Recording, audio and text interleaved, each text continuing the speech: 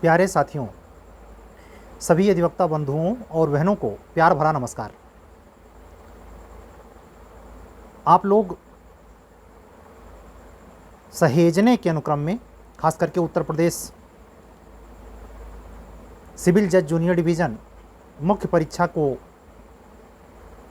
ध्यान में रखते हुए जो अभ्यर्थी तैयारी में प्रयत्नशील हैं उनको मैं कह रहा हूँ, सहेजने के अनुक्रम में जिस पायदान पे आप हैं उस पायदान में आज थोड़ा सा हम कहते नहीं कि दाल निकाली दाल बनाई, गर्म ही है दाल, शुद्ध देसी घी पड़ जाए, फ्राई है फिर भी उसमें शुद्ध देसी घी पड़ जाए तो स्वाद कितना गुना वो बढ़ जाता है। उसकी वैलिडिटी को हाई करने के लिए आपकी सहेजने की प्रकृति को जो स्वाभाविक तौर पर जारी है 22 तक जारी रहेगी, उसमें क्रमशः आज यानी 17 मई 2023 और रात्रि के 12:30 बज रहे हैं, कोशिश करूंगा कि 22 तक पर डे एक बूंद घी के समान, एक चम्मच घी के समान पर डे कुछ ऐसे तत्व पर, कुछ ऐसी बातों पर चर्चा आपसे की जाए कि आपके अध्ययन में आपके द्वारा लिखे जाने वाले मुख्य परीक्षा के दरमियान और उससे आकांक्षी भाव से प्राप्त किए जा सकने वाले अंक में गुणात्मक ऐसी वृद्धि कर दे जो आपको बॉर्डर लाइन से खींचकर सिलेक्शन के जोन में लाके खड़ा करे। तो बगैर समय बर्बाद किए आज दो बिंदुओं पर चर्चा करेंगे। एक तो हम दोनों केस ला हैं, एक है पास्को एक्ट और आईपीसी क्रिमिनल लॉ, और इसके स्कोप भी समझा दे रहा हूं, कहां कहां यूटिलाइज होगा ये। मान लीजिए कोई ड्रामा है प्रोसीजर वाले पेपर में क्रिमिनल, और उसमें जो सिचुएशंस दी गई हैं वो अवयस्क बालिका के साथ हुए रेप की दी गई हैं,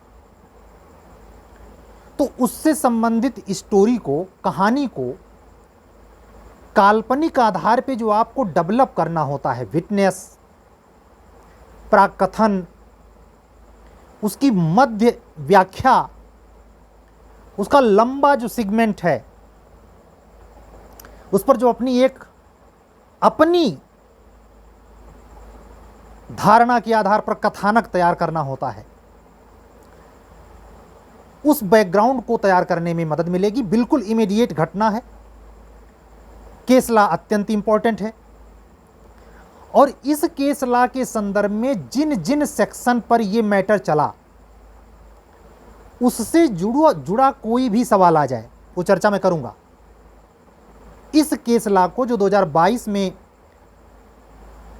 माननीय उच्चतम न्यायालय द्वारा निर्णीत किया गया, फाइनली जजमेंट तो निचली अदालत में भी हुआ था, लेकिन एसएलपी में जब ये मामला पहुंचा तो माननीय उच्चतम न्यायालय ने राजस्थान हाई कोर्ट के फैसले को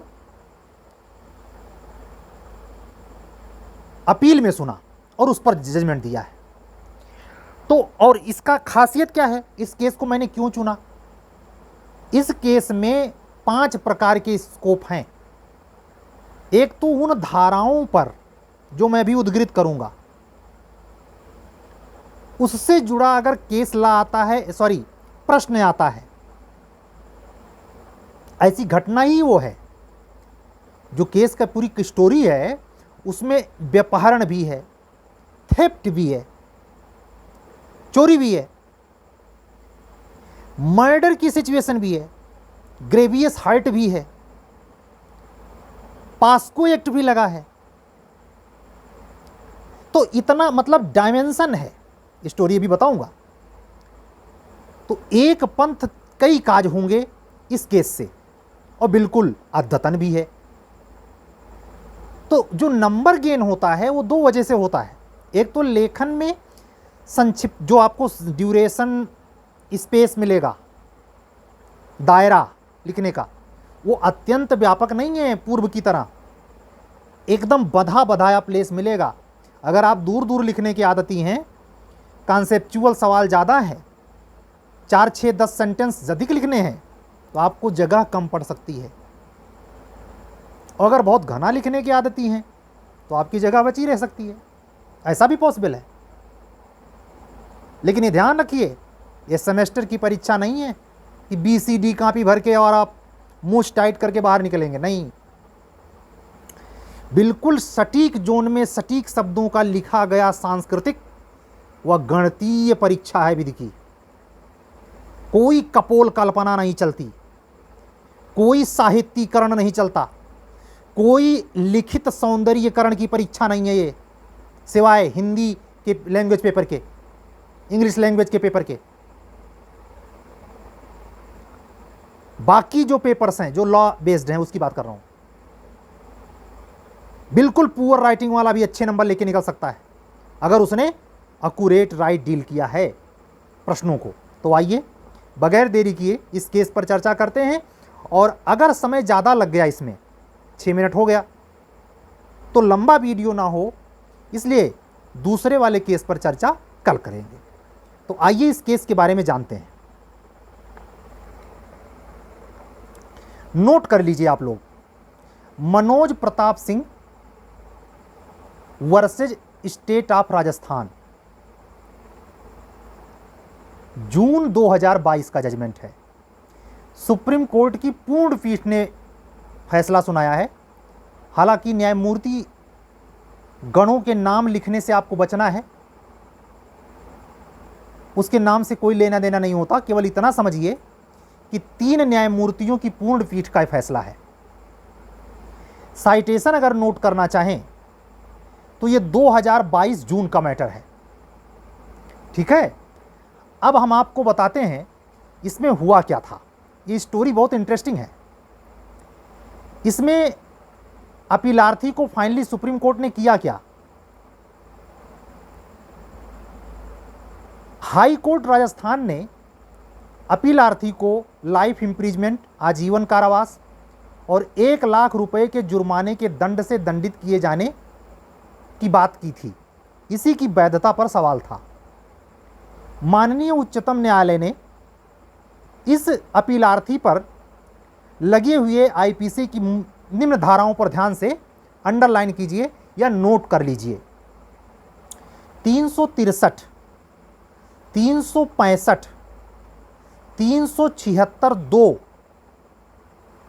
F और 302 के सब सेक्शंस में एक शारीरिक रूप से कमजोर और मंद बुद्धि 8 वर्षीय लड़की को उसके माता पिता के सामने से ही ये शब्द जो बोलने जा रहा हूं ध्यान से सुनना, बलपूर्वक उठाकर, ध्यान दीजिए, व्यपहरण और अपहरण में अंतर पूछता है ना आपसे, कितना जबरदस्त ये केस है। बलपूर्वक उठाकर मोटरसाइकिल से भाग जाने और उसके साथ क्रूरतापूर्वक बलात्कार करके उसकी जघन्य हत्या करने के अपराध के अन्य मामलों में तथा IPC की धारा 302 के तहत मृत्यु दंड दिया गया। ये इसलिए भी इंपॉर्टेंट है कि डेथ पेनल्टी बहुत कम केस में फाइनलाइज्ड की जाती है। सुप्रीम कोर्ट में इस केस में इस व्यक्ति को 302 में मृत्यु दंड भी दिया। अब आप स्टोरी की क्रूरता देखें, स्टोरी में लोच देखें, स्टोरी के वो कोण देखें जहां ये रेलिवेंट है, जहां आप इसको यूटिलाइज कर सकते हैं। कहानी में फाइनली जो सुप्रीम कोर्ट ने निर्णय दिया उसका क्रक्स पॉइंट भी आप 2 पॉइंट में नोट कर लीजिए।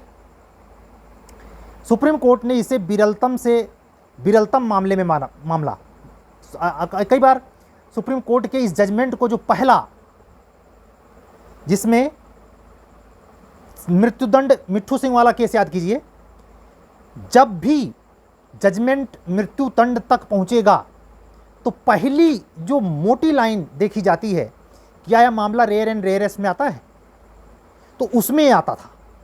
अब यूं कह देने मात्र से तो संतुष्ट होता नहीं। वैसे भी मैं बताया हूं तो जजमेंट तो आप देख ही लेंगे, लेकिन जजमेंट देखकर खुद आप इन दृष्टिकोणों से परिचित नहीं हो पाए या हो पाए, इसमें संशय है। और इसी संशय को जड़ से मिटा देने के लिए मैं आज इस पर अपना और आपका 10 मिनट चुरा रहा हूं। ध्यान से सुनना। घटना है 17 जनवरी 2013 की। इसमें इस 7.5-8 साल की लड़की का निधन हो जाता है।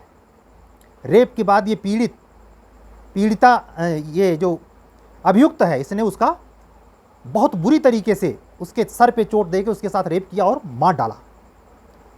इसकी मां ने एफआईआर दर्ज कराई और एफआईआर के और उसमें जो गवाह थे उसके पचड़े में हम नहीं जाते, उसका कोई यहाँ लेना देना नहीं है। हम जहाँ लेना देना है उस पर आपका ध्यान खींचेंगे। इसमें महत्वपूर्ण क्या था कि ये बच्ची जब इसको एक टॉफ़ी देकर के फुसलाकर और अपनी चोरी की मोटरसाइकिल से लेके भागता है माँ बाप के सामने से, तो आप समझिए वो बच्ची शारीरिक रूप से 70% दिव्यांग है और उसका जो आईक्यू लेवल है वो 50% ही है। यानी मोटे मतलब वो समझ जाइए कि विक्षिप्त एक प्रकार से उसको लेकर के जाता है और पीछा भी करते हैं गार्जियंस, लेकिन चूंकि वो बाइक से रहता है जल्दी ही ओझल हो जाता है और फिर गायब हो जाता है। बाद में जब इनके एफआईआर पर पुलिस उसको पकड़ती है तो उसके निशानदेही पर उसका शव बरामद होता है, उस लड़की का। यहां तक की बात जितना मैं कह रहा हूं और जितना आप सुन रहे हैं, इसमें कुछ ऐसा नहीं लगा होगा कि फिर किस बात का रेयर एंड रेयरेस्ट। ऐसा तो केस होता रहा है। वो जो पश्चिम बंगाल में एक धनंजय चटर्जी जो सजा हुई थी, उसको मौत की सजा सुनाई गई थी, सुप्रीम कोर्ट ने सुनाया था फाइनली। और मुझे याद है उस समय प्रणब मुखर्जी साहब ने उस पर साइन किया था, सजा हुई, फांसी दी गई उसे। समझ रहे हैं? तो कुछ इस टक्कर का मैटर था, लेकिन इसमें यह बात अभी नहीं समझ में आई होगी कि कैसे ये रेयर एंड रेयरेस्ट है। सुप्रीम कोर्ट ने अंडरलाइन किया है, मैं सारी कथानक पे नहीं जाता, उस पॉइंट पे आता कि जब ऑलरेडी ये विक्षिप्त थी, तू इसके साथ रेप भी कर चुका था, उसको इतनी बुरी तरीके से मारने की जरूरत क्या थी? समझिए ला के पॉइंट को। इतना करने के बाद जो ये महत्वपूर्ण बदलाव हुए हैं 2018 में आईपीसी में, 12 वर्ष से कम आयु की बालिका और 16 वर्ष से कम आयु की बालिका, अगर वो डेथ कर जाती है, ये जरूरी नहीं है 12 वर्ष से कम वाले में, 16 वर्ष से कम वाले में ये कंडीशन है, बारीकी देखना। और जो कथानक आप किसी केस ला में जजमेंट लिखने के लिए या प्लेंट बनाने के लिए आप स्वरचित कर रहे हैं, प्लेंट बनाने में लगभग 80% एलिमेंट आपके स्वकल्पित होते हैं। उस कल्पना को कल्पना ही मत रहने देना। उसमें ऐसे ही जैसे कथानक में बोल रहा हूं, ये क्रिमिनल का मैटर है, सिविल में घुसेड़ देना। मैं सिर्फ क्रिमिनल पे बात कर रहा हूं। और इसमें पास्को एक्ट की धारा 6, पास्को एक्ट आपके जनरल नॉलेज वाले पेपर में है, उसकी धारा 6 खोलना, उसमें भी इसको पेनल्टी हाई कोर्ट राजस्थान ने दिया था। चोरी की मोटरसाइकिल से इसने बेपहरण अपहरण किया, उसके मामले में भी 363 365 लगा। 376(2) जो विक्षिप्त मस्तिष्क की बालिका के साथ रेप करता है। और पास्को क्यों लगा? क्योंकि 12 वर्ष से कम आयु की बच्ची है, 16 साल से कम आयु की बच्ची है, 8.5 साल उम्र है उसकी। तो आप एक बार फिर केस दोहरा दे रहा हूं, Manoj Pratap Singh versus state of Rajasthan 2022। तो अगर आप अपनी कल्पना के आधार पर भी ऐसा क्रिमिनल मैटर जजमेंट के लिए तैयार कर रहे हैं, प्लेंट या रिटन स्टेटमेंट, तो ऐसे ही कथानक रचना। और अगर उसको डेथ पेनाल्टी तक आपको जजमेंट में ले जा रहे हैं अपने कल्पना के आधार पर, तो उसकी तार्किकता को इसी आधार पर संपुष्ट करना कि उसको आप खुद जो अपनी कल्पना से सृजित कर रहे हैं, कैसे तार्किकता का बल दे रहे हैं, वो रेयर एंड रेयरेस्ट कैसे हो रहा है, ऐसे ही ग्राउंड हैं कि 50% विक्षिप्त बालिका के साथ भी उसने इतना बुरी तरीके से उसके मारा, उसके मस्तक पर 1-2 बार नहीं कई बार चोट पहुंचाई मार डालने के लिए, कोई सीमा उसने छोड़ी नहीं। इसलिए मामला ये रेयर एंड रेयरिस्टिक में आया। ऐसे कल्पना करके हर मामला डेथ पेनाल्टी तक नहीं जाता, इसलिए कई दृष्टियों से महत्वपूर्ण है। अगर आप केवल व्यपहरण और अपहरण में अंतर पर केस लिख रहे हैं, वो प्रश्न डील कर रहे हैं, उत्तर केस ला डालिए। अगर आप पास्को पे अपने जीके वाले पेपर में लिख रहे हैं, केस ला डालिए। अगर आप रिटन स्टेटमेंट लिख रहे हैं, उसके में कहीं केस ला की जरूरत तो नहीं पड़ती, फैक्ट चुराइए। अगर आप इसी पर जजमेंट लिख रहे हैं तो तीनों फायदा पाइए। क्या? सेक्शन नंबर भी चुराइए, पास्को एक्ट का भी सेक्शन नंबर घुसेड़िए, और सबसे महत्वपूर्ण रेयर एंड रेयरेस्ट पर बनाने की कहानी का बिल्कुल अद्यतन स्वरूप भी अडॉप्ट कर लीजिए अभी के अभी।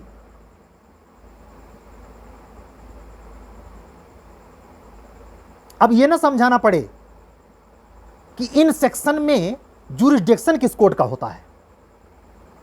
अगर इतना हमसे आप पढ़वाएंगे तब तो मुझे क्लास लेना पड़ेगा, उठा लेना पड़ेगा मार्कर। इतना तो समझदारी अब इतने दिन से पढ़ रहे हैं तो आ ही गया होगा। बाकी हम इस 10 मिनट में का कहलवाना चाह रहे हैं आपसे, हम आपको देना का चाह रहे, आप कितना पा चुके समझ में आ गया। जितने फाइन माइंड का होगा, चाहे मीडियम कुछ भी हो, इंग्लिश मीडियम का हो चाहे हिंदी मीडियम का हो, इसको मैं 100% कह रहा हूं अपने तीनों पेपर में। अगर और एक जगह जहां ध्यान खींचना चाहूंगा, अगर सवाल इस पर आ जाए कॉन्स्टिट्यूशन के पेपर में, किस पर? महिलाओं और बच्चों के मौलिक अधिकार या उत्पीड़न के विरुद्ध संवैधानिक व्यवस्था पर, तो एसएलपी का जो प्रोविजन है 136, समझना, उसके प्रयोग के संदर्भ में भी इस केस ला को घुसेड़ सकते हैं, बुरा नहीं है। और संविधान की पूर्ण पीठ विचार कर रही है। ऐसे कल वाले टॉपिक पर हिंदू लॉ पर जो, अब चूंकि वीडियो लंबा हो जाएगा इसीलिए मैंने शुरू में बोल दिया, अगला जो केस था वो हिंदू लॉ के 13(1)A और 13(1)B पर है। बहुत जबरदस्त केस है, कल चर्चा करूंगा। ऐसे जरा सोचिए, रेगुलर एक केस ला पर कोई आपका गुरु, कोई आपका गाइडर, कोई आपका अग्रज, कोई आपका सेलेक्टिव भाई, दोस्त, मित्र, रिश्तेदार का मदद करता है आपकी। जब नहीं करता, नहीं सोर्स उपलब्ध है, तो नंबर में वो लोग नंबर लेके निकल के आते हैं जो ये सब करते हैं खुद से और इसके प्रति सतर्क होते हैं। अब मैं यहीं आपको ये भी याद दिलाऊं, खुद से पढ़कर मैं कह देता ये केस का नाम नोट कर लीजिए, गूगल पे सर्च मार दीजिए, अंग्रेजी में आ जाएगा।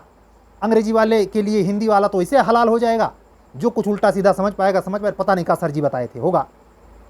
इंग्लिश वाले से मैं सवाल पूछता हूं, इंग्लिश वाले मीडियम से, कि क्या खुद से ये अप्रोच रखता इस जजमेंट को पढ़कर? अगर नहीं रखता और मेरे द्वारा इतना देर बोलने के बाद उसको कुछ अर्जित हुआ, बोलना मेरा सार्थक हुआ। ना हर्रे लगे न फिटकरी, चोखा दूने दून। 1 रुपये फीस लगी। ये जो मोटिवेटर होते हैं, कुछ प्रख्यात के नाम तो नहीं गिनाऊंगा, लेकिन आप जानते होंगे, सुनते भी होंगे, 1 घंटे का कई लाख रुपए लेते हैं। हम कितने दिन से आपको मोटिवेट कर रहे हैं? हम इसकी भी अपेक्षा नहीं करते कि आप मुझको थंब लगाएंगे। मैं जानता हूं 30% से 60% तक किसी दिन देख लेता है, सुन लेता है, गुन लेता है, धुन लेता है, लेकिन लाइक नहीं करेगा। लाइक पे जब वो बढ़ता है, मैं ये भी महसूस करता हूँ, बढ़ता है, उसका उंगलियां वहां तक जाता है, लेकिन पीछे हटाता है। क्यों? क्योंकि उसका आंतरिक जो, वो उसको इजाजत नहीं देता। बाकी आप समझदार हैं। इसमें मैं थोड़ा सा और पुट देता हूं, जिससे अगर जजमेंट आप उस पॉइंट पे लिख रहे हैं तो कहानी कैसे गढ़ेंगे। इसमें निचली अदालतों के जो जजमेंट थे उसमें 363 आईपीसी, अब इसमें हमें इन्हें बताएंगे कि ये इस आईपीसी में 363 में क्या है, इतना तो आप समझिए। 363 में उस व्यक्ति को 7 साल की कारावास और 25,000 का जुर्माना।